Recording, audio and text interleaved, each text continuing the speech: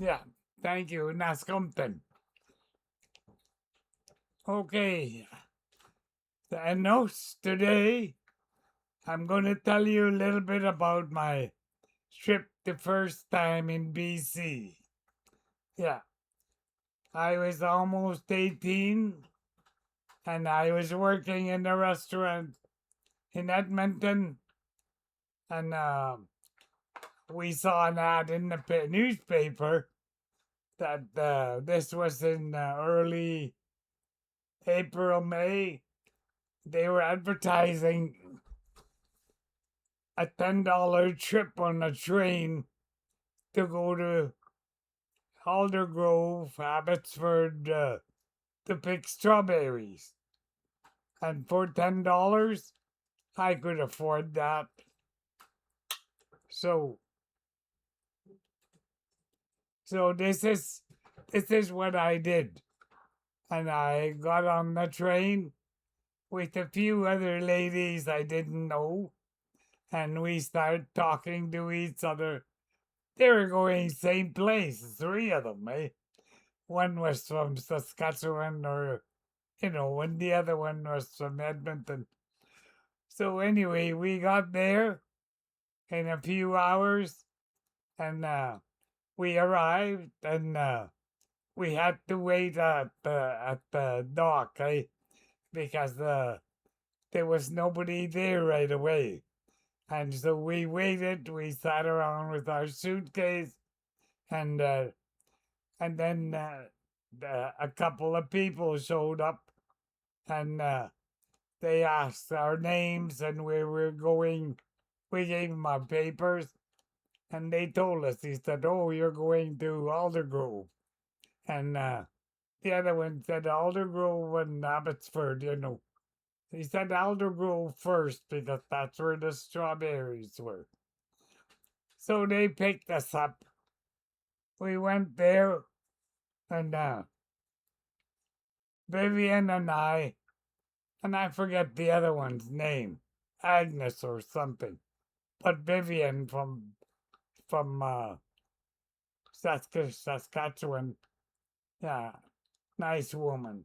So we got on the truck, and they took us to a little caboose, a little what do you call it? A small little sleeping area, and a little house, a little shack, with beds and a little table.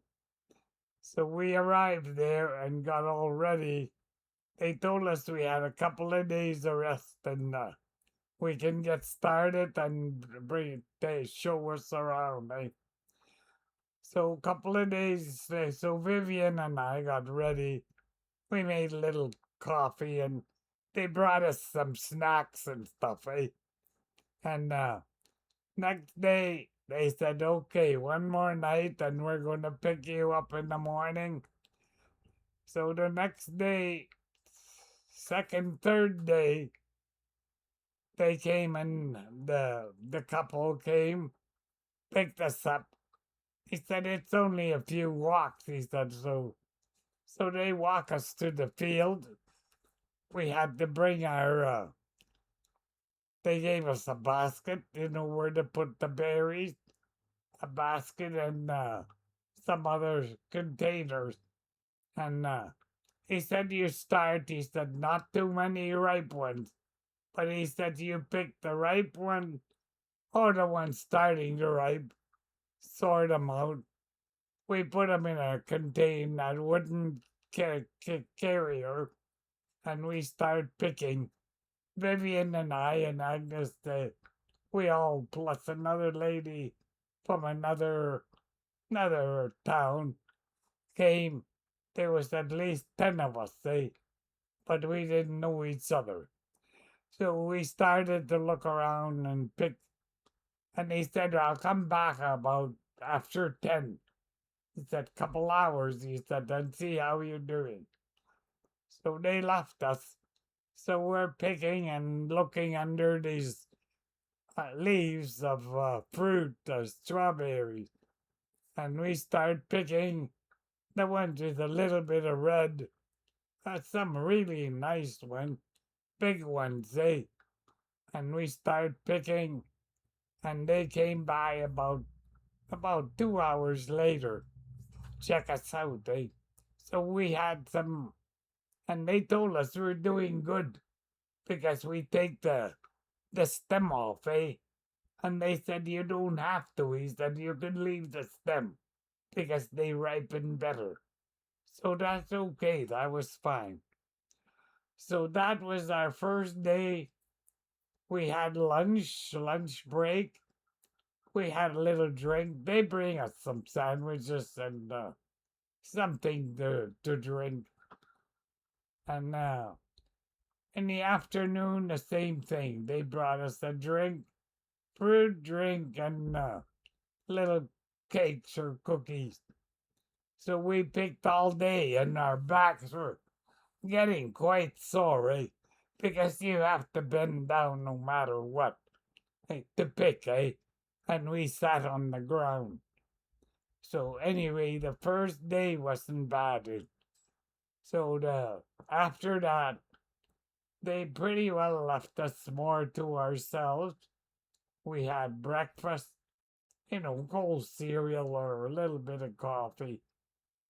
And then we started as soon as the sun was up when it's not damp, eh? Then we picked. Yeah, we started. They were getting ripe real fast, eh? And they said, if you wait half a day, he said they're going to be more ripe ones because it was very warm. And so they brought us some straw hats, to put on straw hats and stuff because otherwise it get too warm.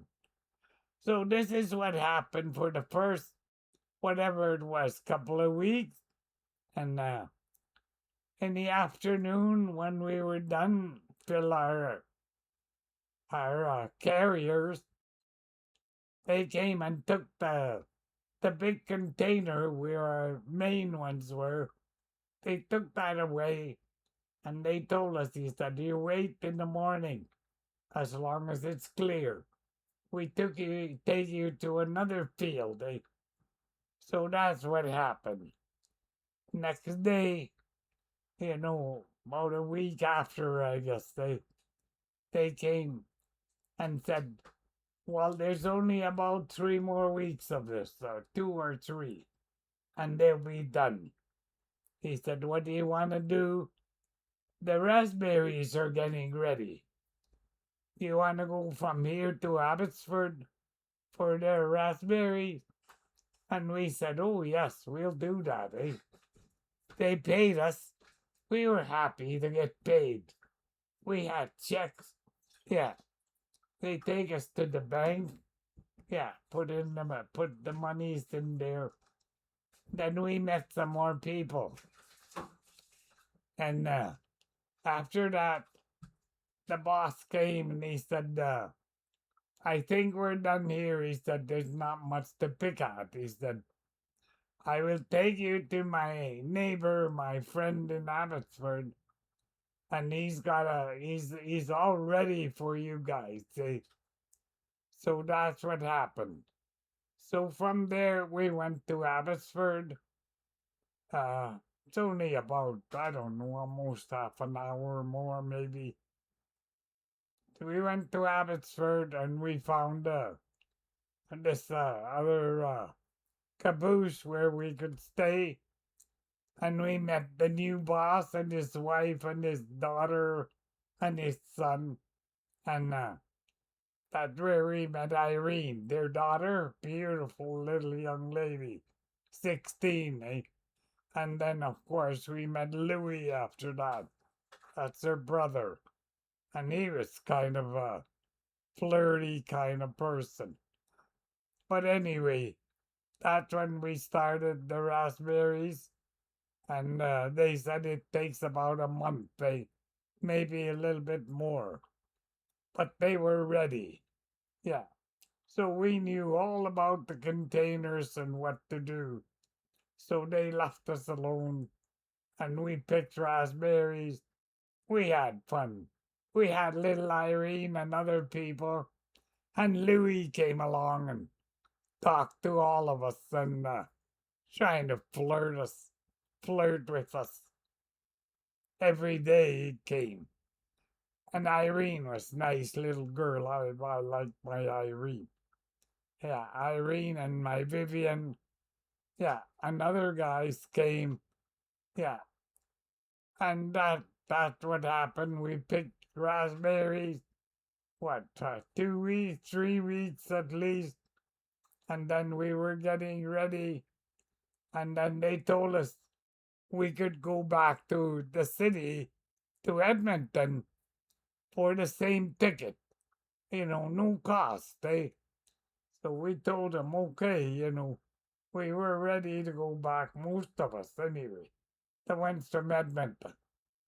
Vivian, Vivian and Agnes and those guys from Saskatchewan, they were ready to go back too. So that's how come they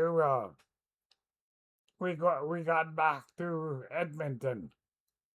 And in the meantime, before we left, Louis, Irene's brother, wanted my address. So I had to give him my address. And that's okay because he can, drop me a line.